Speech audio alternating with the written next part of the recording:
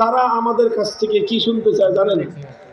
তারা চায় যে হুজুররা সুর করে মিলাদ শরীফ পড়াবে আর তারা সিন্নি খাওয়াবে। তারা চায় হুজুররা সুর করে দোয়া করবে, তাদের বাপ দাদা 14 গোষ্ঠী যা আছে সব জান্নাতে পাঠাবে, তারা হুজুরদেরকে হাদিয়া দিবে। অর্থাৎ তারা নেতাগিরি করবে আর ওলামায়ে কেরাম হুজুররা তাদের সামনে মিনমিন করবে। এটা হলো তারা চায়। এই জায়গাটাতেই হলো আমাদের বিরোধ ছিল, আর সবচেয়ে বেশি বিরোধ এই জায়গাটায় আওয়ামী লীগের সাথে। আওয়ামী লীগের দোষ কি? যদি আবার আওয়ামী লীগ কোনোদিন বাংলাদেশের রাজনীতিতে ফিরে আসতে পারে, আমরা তাদেরকে বলবো এই ভুলটা, এই অন্যায়টা সংশোধন করে আসবার চেষ্টা করবে।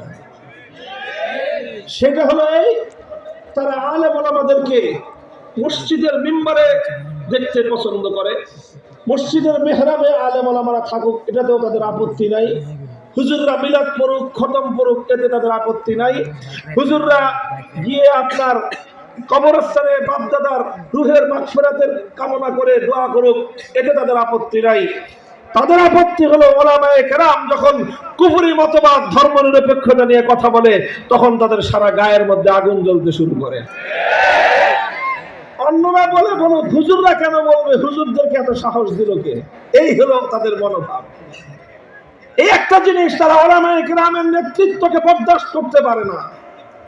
আলেম ওলামাদেরকে সহ্য করে, আলেমদেরকে মহব্বত করে, হাদিয়া দেয়, কিন্তু আলেমদের নেতৃত্বকে তারা সহ্য করতে পারে না।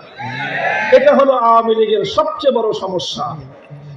আগামী দিনে রাজনীতিতে আসতে হলে, আবার তোমাদেরকে দেশে পুনর্বাসিত হতে হলে, আলেম সম্পর্কে, ইসলাম সম্পর্কে, ইসলামী রাষ্ট্র ব্যবস্থা সম্পর্কে তোমাদের এই মূল ভুলটাকে তোমরা শুধরে আসবা। মনে রাখো, এখন বাংলাদেশের মানুষ অনেক সজাগ। শুধু আমাদের আলেম ওলামা এবং আমাদের মাদ্রাসার ছাত্ররা মনে করছো? আলহামদুলিল্লাহ, আমাদের মাদ্রাসার ছাত্ররাও এখন রংবাজি কেমনে করতে হয় শিখে গেছে। সাধারণ রংবাজি না, এই সাদ ইবনে মুআযের মতো আবু জাহালদের সঙ্গে কিভাবে চোখের উপর চোখ রেখে কথা বলতে হয় সেটা আমরা জানি।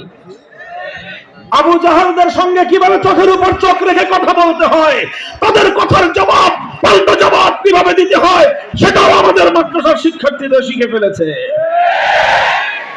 তাদেরকে ভালোবাসবা, ভালোবাসা পাবা।